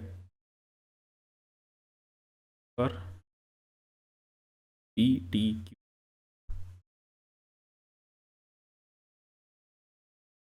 क्यू में आर एंगल पता करना है। ये एंगल दिया हुआ 70। देखो इससे कैसे करेंगे, ये हमारे पास एक क्वाड्रिलेटरल बन गया। ये जो एंगल होता है, ठीक है, मान लो एंगल इसे हम कह देते हैं 1। ये जो एंगल होगा ये 1 का हाफ होगा। ये आपने पढ़ी हुई है, ये प्रॉपर्टी ये आपने पढ़ी हुई है क्लास 9th में, ठीक है। जो angle subtended bye arc at the centre is double the angle subtended bye arc at any point on the circumference. ये वाली जो प्रॉपर्टी थी, जिस जिस बच्चों को ये याद आई है वो, ठीक है। तो अगेन पी टी और पी क्यू क्या होंगे? बराबर होंगे। तो ठीक है, पी टी और पी क्यू क्या हो गया हमारा? बराबर हो गया। और क्या होगा इसमें? ये वाला एंगल और ये वाला एंगल क्या होता है? 90 डिग्री का होता है। Angle P T O is equal to angle P Q O. हम लिखने में ही काफ़ी कन्फ्यूजन हो जाती है। तो ये जो क्वाड्रिलेटरल बना हमारा पी टी ओ क्यू में एंगल सम प्रॉपर्टी लगा के देखो, तीन एंगल मुझे पता लग गए, 90 90 70, 90 90 7 180 70, कितना होगा? 250। 250 को 360 में से माइनस करोगे तो ये एंगल कितना आएगा? 11, है ना। तो ये एंगल कितना आ गया? 55 आ गया, ठीक है। तो लिखना कैसे है? वो लिखना भी आना चाहिए। तो एंगल क्या हो जाएगा? हमें जो एंगल निकालना है, चलो, angle T P Q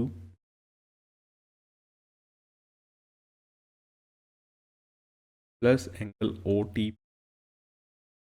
plus angle O Q P plus angle Q O T क्या होगा 360। तो T P Q 70, O T P 90, O Q P 90, और ये हमें एंगल निकालना क्यू ओ टी 360। तो क्यू ओ टी आ गया हमारा 110, ठीक है, ये हमारा 110। तो एंगल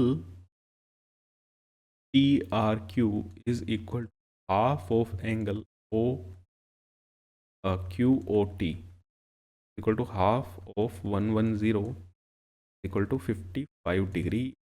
क्लास 9th की आपकी प्रॉपर्टी है, ठीक है, जाके चेक कर सकते हो अगर कोई भूल गया है तो।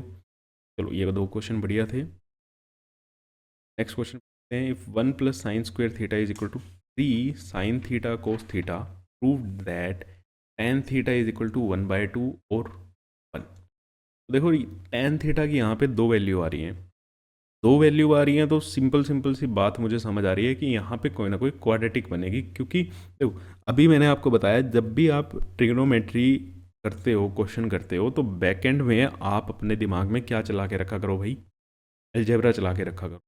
तो अगर मान लो x की दो वैल्यू आ रही हैं, तो x की दो वैल्यू कब आती हैं, जब वो क्वाड्रेटिक इक्वेशन में x का स्क्वायर होता है। तो यहाँ पे भी आप समझ लो क्वाड्रेटिक इक्वेशन आपकी बनने वाली है, ठीक है। इसीलिए ना बच्चों को मैथ थोड़ा सा बेकार लगता है, वो मैथ में थॉट प्रोसेस नहीं बना पाते कि सोचना कैसे है। चलो 1 plus sine square theta equal to sine theta cos, ये हमें गिवन है, हमें बनाना है टेन थीटा, ठीक है, हमें बनाना है इसका टेन थीटा। तो टेन थीटा बनाने के लिए अब इधर भी साइन है, तो कोस स्क्वेयर से क्या कर दो, मल्टीप्लाई कर दो, कोस स्क्वेयर से क्या कर दो, इसको मल्टीप्लाई कर दो, सॉरी मल्टीप्लाई कर रहा हूँ, डिवाइड कर दो, divide by cos square theta, cos square theta divide by cos square theta. तो 1/कोस square theta plus sine square theta upon cos square theta equal to 3 sine theta cos theta upon cos square theta. ये हमारा बन गया secant square theta plus tan square theta, ठीक है, और ये क्या बन गया हमारा 3 टेन थीटा। देखो तो सीकेंड स्क्वेयर थीटा को भी हम क्या लिख सकते हैं, 1 plus tan square theta plus tan square theta, ठीक है, is equal to 3 tan theta. Clear है। तो 2 tan square theta minus 3 tan theta plus 1 equal to 0। Plus 1 is, यहाँ पे फैक्टर बनाओ 2 टेन स्क्वेयर थीटा। अब इसके फैक्टराइज कैसे करेंगे, इसको हम फैक्टराइज कैसे करेंगे, ठीक है, क्या आना चाहिए हमारा, मल्टीप्लाई करके 2 आना चाहिए, -2 tan theta minus plus 1 is equal to 2 tan theta common, tan theta minus minus tan theta common, sorry -1 common, tan theta. तो हमारा फैक्टर क्या बना, टेन थीटा -1 और यहाँ से tan theta is equal to 0। तो यहाँ से आपकी वैल्यू आ गई टेन थीटा इक्वल टू 1/2, और यहाँ से आपकी वैल्यू आ गई टेन थीटा, ठीक है। यही हमें इसको प्रूव करना था, थोड़ा थोड़ा अलजेब्रा, वही कहता हूँ बैक एंड में रखो अपने दिमाग में। चलो जी नेक्स्ट। मीडियन निकालना है इसका, ठीक है, 10 से 19, तो इसको तो पहले सही कर लेते हैं। ये क्या बन जाएगी आपकी 9.5 से 19.5, ठीक है, 19.5 से 29.5, 29.5 से 39.5, और फिर क्या बनेगी, क्या होगा ये, 39.5 से 49.5, 49.5 से 59.5, ये 59.5 से 69.5, एंड 69.5 से 79.5। यहाँ पे सी एफ भी निकाल लो, मीडियन क्लास है, तो 2 4 6 8 14 और 9 23 7 9 30। चलो, टेबल हमारा कंप्लीट हो गया है। मीडियन का फॉर्मूला क्या होता है, फॉर्मूला लिख के आना है, क्या रफ में सोल्व नहीं करना है। पेपर, बोर्ड का पेपर को, फाइनल मार्कशीट को रफ मार्कशीट बना के सोल्व मत कराना। तो L plus n/2 minus C F on F into H. n/2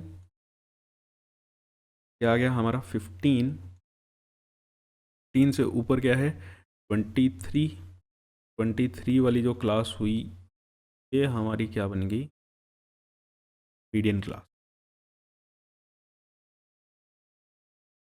ये हमारी क्या बन गई, मीडियन क्लास। तो यहाँ से अगर हम देखें, हमारी f की वैल्यू क्या आ गई 9, सी एफ की वैल्यू क्या आ गई 14, h की वैल्यू क्या है 10। कुछ ठीक है, पुट कर देता हूँ मैं, ठीक है, इतना काम और मैं कर देता हूँ। और l की वैल्यू क्या आ गई 39.5, 15 माइनस 14 डिवाइडेड बाय 9 10। चलो सोल्व करते हैं, 39.5 प्लस 10/9, तो 39, 10/9 क्या 1.1, ये क्या हो गया 40.6, आ गया आपका 40.6। तो मीडियन आ गया आपका 40 कैलकुलेशन बच्चे भाई बहुत ध्यान से करना यार, मैथ में ना बहुत बच्चे फिर बाद में रोते हुए आते हैं कि कैलकुलेशन के कारण नंबर, ठीक है, ये चीज़ आप मत करना। चलो, train travel at a certain speed for a distance 360 kilometre, it would have taken 48 minute less to travel the same distance if it was 5 kilometre. आप इसकी स्पीड क्या होती 5 किलोमीटर अगर और तेज चल रही हो।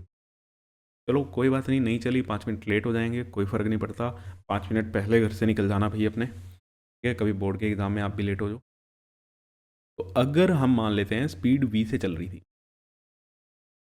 360 किलोमीटर उसने ट्रैवल किया और उसको टाइम लगा t। अगर उसकी स्पीड 5 ज़्यादा होती तो वो इतना ही डिस्टेंस ट्रैवल करती, लेकिन उसको 48 मिनट क्या लगते, कम लगते, ठीक है। तो t में से 48 मिनट्स क्या कर दो आप, कम कर दो। अब ये सारा कुछ आर में है तो हमने मिनट्स को किस में कन्वर्ट कर लिया, आर में कन्वर्ट कर लिया।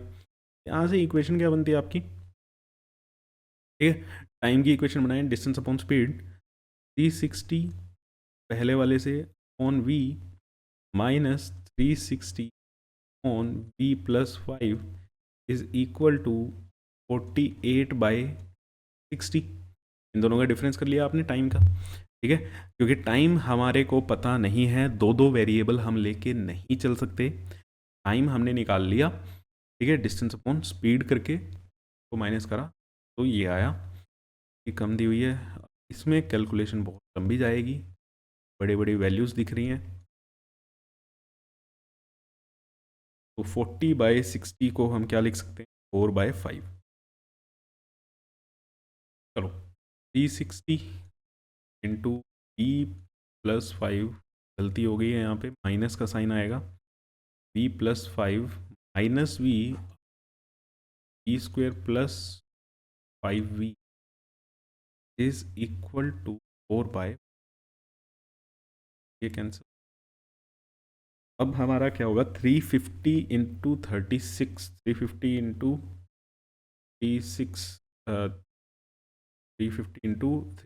× 5 करेंगे, क्या आया 100। इधर इसको करा देते, इधर 5 से फिर मल्टीप्लाई कराएंगे, 4v² plus 9000 equal to 4v² plus 5v, 4v² plus 5v minus 9000। ठीक है, तो इसके फैक्टर आपने, मैं फैक्टर बना देता हूँ, तो कर ही देते हैं। इसके फैक्टर मेरे को याद आ रहे हैं, ये हैं इसके, ये भी किए हुए हैं काफ़ी। फिर माइनस प्लस 5v है ना, प्लस 5v माइनस 9000 टू 0। गड़बड़ हो गई है कुछ, ये 4 से मल्टीप्लाई नहीं किया हमने, ये 4v², इसको 5 को मल्टीप्लाई नहीं किया, यहाँ पे 20v आएगा। ये थोड़ा सा साइड इफेक्ट है, बात को लेट आपका रिकॉर्ड करने में। ठीक है, ये आएगा हमारा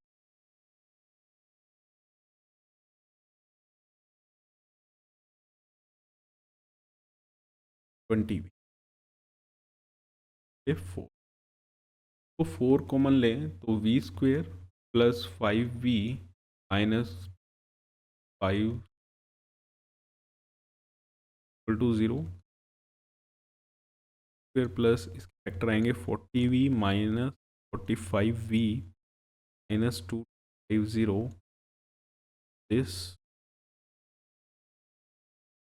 e प्लस 50, यहाँ से 5 common, e plus 50 equal to 0, e minus 45 plus e equal to 0। तो यहाँ से भी आएगा 45 और यहाँ भी आएगी -50, -50 वाले नहीं लेंगे, ओरिजिनल स्पीड हमारी क्या आ गई, v is equal to 45 per unit. नहीं लगाओगे 0.5 मार्क आपका डिडक्ट होगा। ठीक है, चलो नेक्स्ट क्वेश्चन। कॉन्ग्रुएंसी आई हुई है भाई, कॉन्ग्रुएंसी सिमिलैरिटी देनी चाहिए, कॉन्ग्रुएंसी दे दी है, चलो कोई बात नहीं। FEC, FEC ये वाला एक ट्रायंगल, ठीक है, और दूसरा ट्रायंगल ADE, हमें प्रूव करना है ADE ट्रायंगल और ABC, और इसमें दूसरा जो ट्रायंगल है हमारा GD है।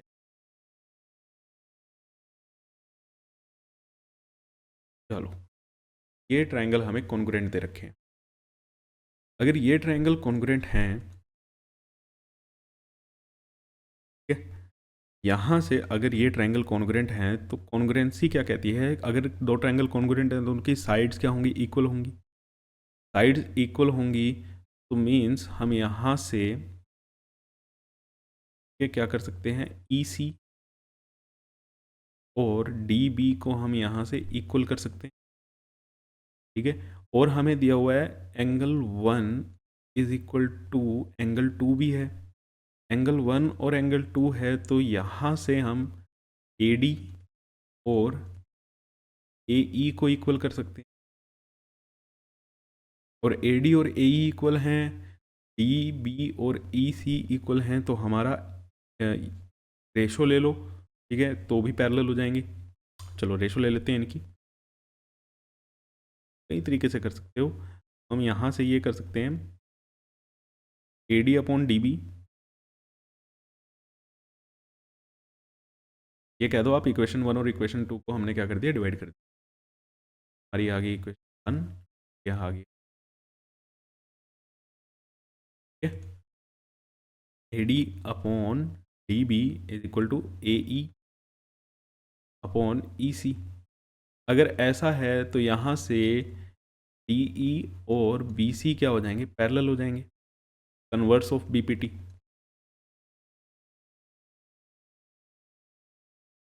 क्योंकि देखो ना, हमें सिमिलैरिटी प्रूव करनी है। सिमिलैरिटी प्रूव करने के लिए देखो, अब दो ट्रायंगल सिमिलर कौन कौन से करने हैं हमें। एंगल ए तो हमें कॉमन दिख ही रहा है, वन और टू, वन और थ्री और टू और फोर इक्वल हो जाएं तो हमारा ये कॉन्ग्रुएंट हो जाएगा।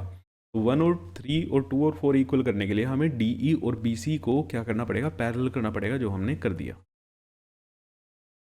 ठीक है, तो यहाँ से अब हम क्या कह सकते हैं, in in triangle A D E and triangle A B C, angle A is equal to angle A, angle one is equal to angle three and angle two is equal to angle four. कैसे, corresponding angle, क्योंकि D E और B C क्या हैं, parallel हैं। तो therefore triangle A D E is congruent to triangle A B C. ठीक है, तो यहाँ पे देखो कन्वर्स ऑफ बीबीटी लगा है, तो ये मत कहना कि आउट ऑफ सिलेबस आ गया, 9th क्लास का आ गया। चलो next question. A rocket is in the form of a right circular cylinder closed at lower end, closed at lower end, इसको फोकस करके रखना। ठीक है, and surmounted by a cone with the same radius as that of cylinder, the diameter and height of cylinder दी हुई है, the slant height भी दी हुई है, find the total surface area, volume, सब कुछ तो दिया हुआ है। ठीक है, तो मतलब आपसे ये कैलकुलेशन करवाना चाह रहे हैं और आपकी कैलकुलेशन में ये मिस्टेक करवा के रहेंगे, तो कैलकुलेशन में आपके हवाले। और ये ना क्लोज है, बंद है, ये का भी ध्यान रखना, इस सरफेस एरिया में फिर इन चीज़ों का इफेक्ट पड़ता है। चलो, ये हमें दी हुई है, इसको हम मान लेते हैं capital H, 12, slant height L दी है वो कितनी, 5, रेडियस हो गई इसकी 3, इसको हम ले लेते हैं फुल एच, एच की value H square is equal to 5 square minus 3 का स्क्वेयर, तो एच की वैल्यू यहाँ से आ, total surface area, total surface area of rocket कैसे निकलेगा, total surface area of cylinder. ठीक है, sorry, curved surface area of cylinder plus curved surface area of cone. और यहाँ पे आपको ये बेस का एरिया भी लेना पड़ेगा, क्योंकि ये भी क्या है, कवर है, area of base of cylinder, area of base of curved surface area cylinder का 2 पाई आर एच पाई, यहाँ पे pi r l plus pi are square, तो यहाँ पे पाई आर को ले लो, 2h plus l plus r, value 3.14 into 12 plus 5 3, और कैलकुलेशन आपकी। ठीक है, नेक्स्ट, नेक्स्ट हमें निकालना था वॉल्यूम, है ना, volume of rocket.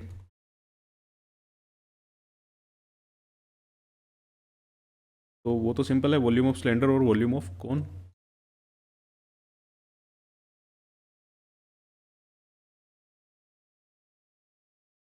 Volume of cylinder pi are square H plus 1/3 pi are square H. गलती छोटी छोटी क्या होंगी, आप आर और एच पे ध्यान, आर तो फिर भी हो जाएगा, एच में ध्यान रखना। और यहाँ पे मेजर गलती, ये इसको स्टार मार्क कर लेना भैया, क्लोज्ड एट वन एंड। ठीक है, लोअर एंड से क्या था, क्लोज था, तो उसका एरिया आपको यहाँ पे इसका, ठीक है, जो हमने एरिया यहाँ पे बेस का भी कैलकुलेट किया। चलो 35th क्वेश्चन है, तो एक दो क्वेश्चन और मैं करा रहा हूँ ना, इसके बाद तो सारी केस स्टडीज़ क्या होंगी, आपकी होंगी। केस स्टडीज़ इजी होती हैं या आपके हवाले। चलो भाई, यहाँ पे हमें दी हुई है एक टेबल और इसमें मिसिंग फ्रीक्वेंसीज निकालनी है F1 और F2। मीन दिया हुआ है 50। मीन हमें दिया हुआ है 50। मीन का फॉर्मूला क्या होता है, summation FI XI upon summation F, है ना। टेबल कंप्लीट करेंगे।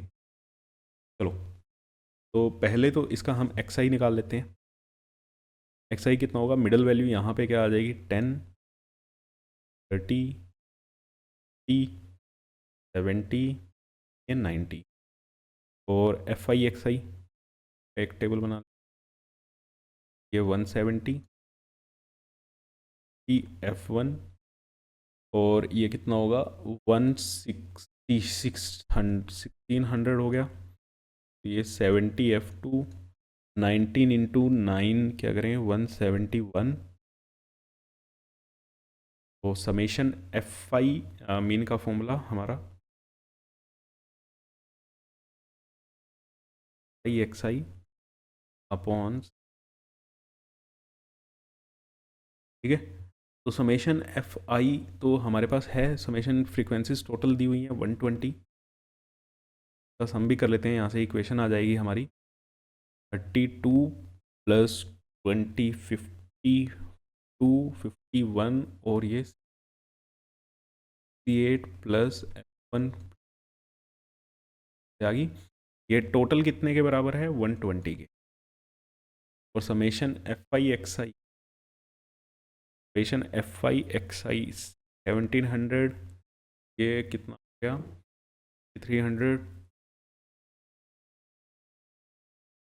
3480, ठीक है। आया 3480 प्लस 30 F1 प्लस 70 F2। चलो पुट करो, 3480 plus 30 F1 plus 70 F2 on 120, ये है कितने के बराबर, 50।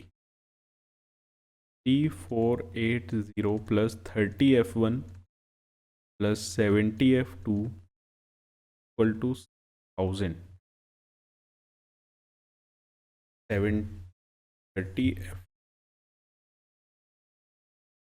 Plus 70 F2 equal to 1000 minus 48,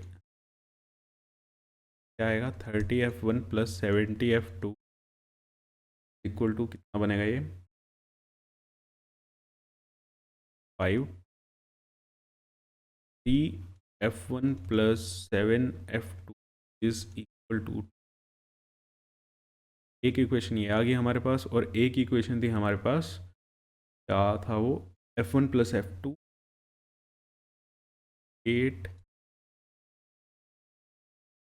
plus F1 plus F20। तो यहाँ से F1 प्लस F2 हमारा कितना 52 प्लस F आ गया 50। इसको 3 से मल्टीप्लाई करके लिखते हैं यहाँ पे, F1 हमारा एलिमिनेट हो जाएगा, 3 F1 प्लस 3 F2 और इसको ये मल्टीप्लाई करेंगे तो ये आएगा 153 F plus 3 F2 is equal to 150 minus, ये cancel, 4 F2 is equal to, ये कितना आएगा 96। तो F2 की वैल्यू क्या आ गई हमारे पास, F2 की वैल्यू कितनी आ गई हमारे पास, अगर F2 हमारे पास 24 है, 1 कितना आया 52 माइनस 24 28, इफ माइनस 24 इज, ये था मिसिंग फ्रिक्वेंसीज, ये आ गई है। यहाँ पे मेरा काम ख़त्म हो गया, आपके लिए ये छोटी छोटी सी एक ये AP की है, ठीक है, बहुत इजी है भाई, ठीक है, बहुत इजी है। मैं देखो यहाँ पे कोई डाउन पेमेंट वगैरह, फर्स्ट इंस्टॉलमेंट इतनी गई, सेकंड, थर्ड, फोर्थ। तो ए ये हो गया हमारा, डी हो गया 3225 माइनस 3425 -200। पूछ रहे हैं find the amount of sixth instalment. Sixth instalment का अमाउंट, तो फर्स्ट, ये सेकंड थी, ये थर्ड, ये फोर्थ, ये होगी फोर्थ,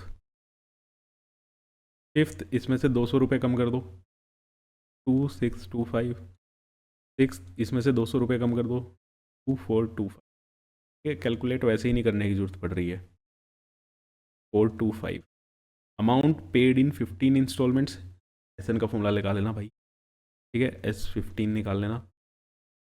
अगर दीपा ने 2625 पेमेंट करी है, find the number of instalment. अगर उसने 2625 रुपये पे किए तो ये कौन से नंबर वाली इंस्टॉलमेंट थी? तो आई है हमारा फिफ्थ नंबर वाली इंस्टॉलमेंट थी, ठीक है। और दीपा अगर 10th और 11th पेमेंट इकट्ठे कर देती है तो उसने टोटल कितनी पेमेंट करी होगी, ठीक है। तो A10 प्लस A11 आपको यहाँ पे निकालना है। एक दो क्वेश्चन तो हो ही गए। ऐसे ही 37 है, ये डिस्टेंस फॉर्मूले के ऊपर आ जाएगी आपके, और ये आपका क्या हो गया, हाइट एंड डिस्टेंस के ऊपर, ठीक है। चलो ये तीन आपके लिए क्या है, होमवर्क है, इसमें क्या है, और ये भी क्या है आपके लिए होमवर्क, और ये भी क्या है, होमवर्क है, ठीक है। अभी देखो बहुत आने हैं सैम्पल पेपर, 9 तारीख तक आपके सैम्पल पेपर आते रहेंगे बीच बीच में। तो कोशिश ये करना कि स्पीड भी बनाओ और अच्छे से अटैम्प्ट भी करो, टाइम मैनेजमेंट की भी कोशिश करना, ठीक है। चलो मिलते हैं आपसे नेक्स्ट सेशन में, तब तक के लिए थैंक यू सो मच, और लाइक शेयर सब्सक्राइब करना मत भूलना। मिलते हैं, थैंक यू।